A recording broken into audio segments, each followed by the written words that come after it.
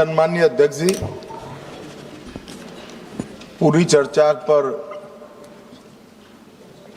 सरकार का जवाब तो कल मैं दूंगा, परंतु अब तक जो चर्चा हुई है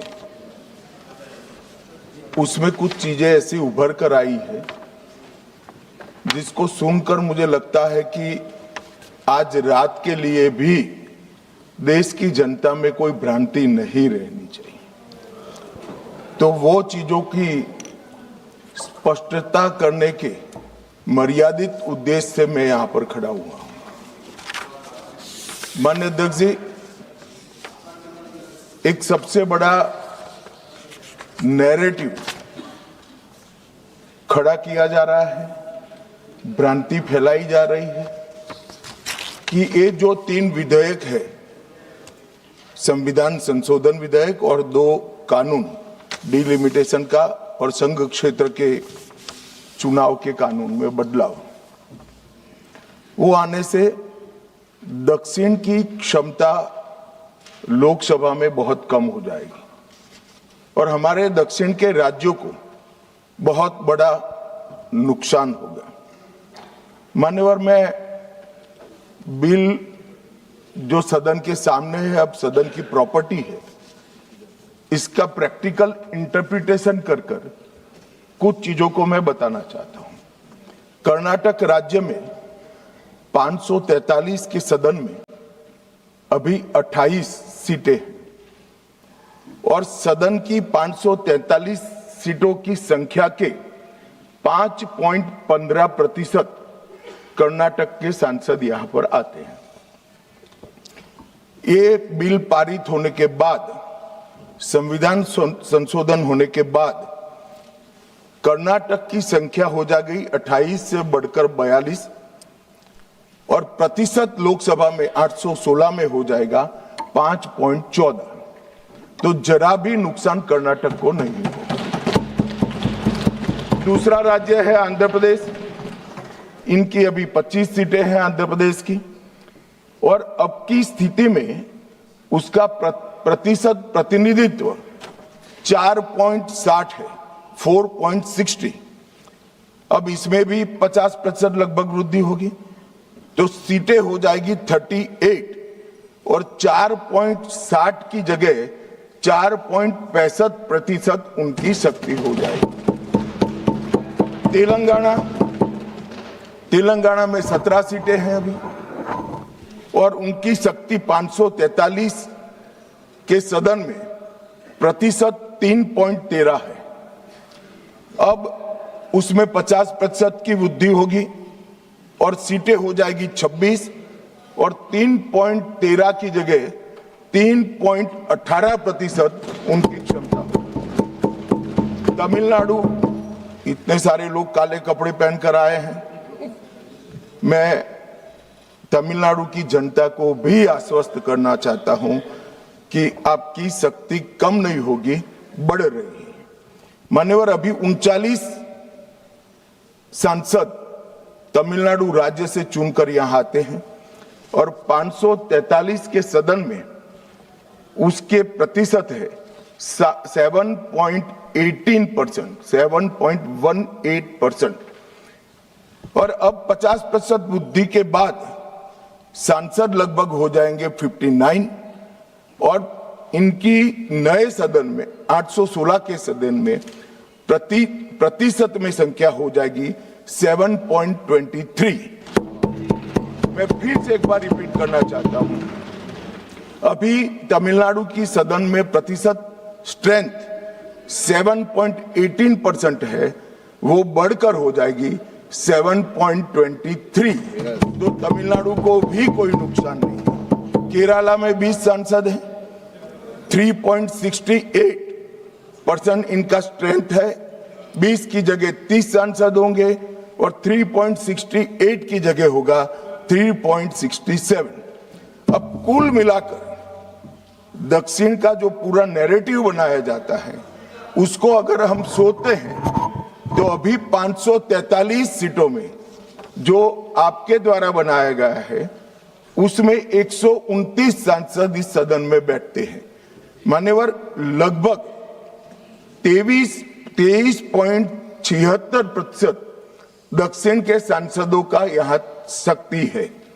अब 50% वृद्धि होने के बाद 129 की जगह 195 सांसद बैठेंगे और उनकी शक्ति 23.97% मतलब 24% होगी।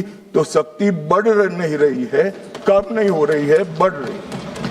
तो कृपया कोई भी एक मिनट मेरा समाप्त तो होने दीजिए, समाप्त तो होने दीजिए। अरे पर समाप्त तो होने दीजिए। अरे पर बीच में कैसे करेंगे आप?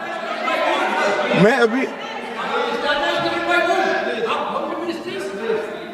बैठ जाइए, उसका भी जवाब देता हूं। आपको जवाब चाहिए ना, देता हूं। मान्यवर, कृपया ये बिल के जो इंटरप्रिटेशन है इसको अधिकृत रूप से बिल को पायलट करने वाले मंत्री के रूप में मैं इस सदन के सामने रख रहा हूं। मैं मेरी जिम्मेदारी समझ रहा हूं। जो भ्रांति फैला रहे हैं वो शायद न समझते हैं, तो उसके लिए मेरा कोई टिप्पणी नहीं है। मान्यवर वेणुगोपाल जी कह रहे हैं कि किसने कहा? मैं अमित शाह भारत का गृह मंत्री कह रहा हूं, जो इस बिल को पायलट किया। दूसरी बात, सुनिए ना, बिल में कहां है और कहां से ड्रॉ कर मैं आंकड़े निकालता हूं। मैं कल उनको जब डिटेल जवाब दूंगा तब बता दूंगा, मगर वो सुनने के लिए बैठे वॉकआउट न कर जाए। बाकी मैं डिटेल केजी के बच्चे को समझ में आए इतनी सरलता से इनको मैं समझा दूंगा। उनको धैर्य से सुनना चाहिए। मान्यवर, इन्होंने कहा कि जाति जनगणना नहीं कराना चाहती है सरकार। इसको भी मुझे स्पष्ट कर देना चाहिए। सरकार की कैबिनेट ने नरेंद्र मोदी जी के नेतृत्व में जाति जनगणना करने का निर्णय कर लिया है। अगली जनगणना जाति जनगणना होने वाली है। एक भ्रांति फैलाई जा रही है कि अभी जो प्रश्न पूछे जा रहे हैं उसमें जाति का जिक्र नहीं है। मान्यवर, जनगणना जिनका डिटेल अभ्यास है उनको मालूम होगा, जनगणना 2 हिस्सों में होती है। पहले सभी मकानों को इंगित किया जाता है और उसके बाद में जो बिल्डिंग्स होते हैं इसके अंदर रहने वाले बंदों को इंगित किया जाता है। तो बिल्डिंग की अभी तक कोई जाति की व्यवस्था हुई नहीं है, होगी तब इसको भी गिन लेंगे भी। अभी तक बिल्डिंग की कोई जाति व्यवस्था नहीं है। मान्यवर, जब व्यक्तियों की जाति गिनी जाएगी तब जाति जनगणना का सवाल आएगा। ये भी मैं आज पूरी तरह से स्पष्ट कर देना चाहता हूं। मान्यवर, उन्होंने कहा कि 850 का आंकड़ा कहां से आया, ये मैं समझाता हूं। 850 का जो आंकड़ा है मान्यवर, वो इस तरह से बना है कि काल्पनिक रूप से सोच ले कि 100 सीटें हैं। अगर 33% माताओं को, मातृशक्ति को आरक्षण देना है तो उसमें 50% बढ़ाते हैं तो सीटें होती है 150, और 150 जब होती है इसका 33% करते हैं तो 100 सीटें ऑटोमेटिकली हो जाती हैं। जो 543 सदस्य बैठे हैं इसमें 50% वृद्धि होगी। इसका 33% जब माताओं के लिए रिजर्व हो जाएगा तब 543 की 43 ओपन सीटें होगी जहां पर भी महिलाएं लड़ सकती। तो ये 50% इस तरह से आया है। और 850 है वो राउंड ऑफ फिगर है। 816 एग्जैक्ट संख्या होगी। ये फिर से पूछेंगे कि ऐसा क्यों किया है, तो अभी भी राउंड ऑफ फिगर जो है ये 543 नहीं है, 543 से ज्यादा ही है। अब उन्होंने कहा कि वृद्धि कैसे करोगे? आप 550 इतना तो समझ जाएंगे भाई। मैं केजी कहा तो तुम 7 अर्थ में केजी की तरह करने लगे। मान्यवर, इन्होंने कहा कि ये बिल में लिखा नहीं है, सांसद ज्योतिमणि और दक्षिण के कई सारे सांसदों ने कहा। मेरा कल समय ले मैं पढ़वा दूंगा, वैसे समय लेने की जरूरत भी नहीं है।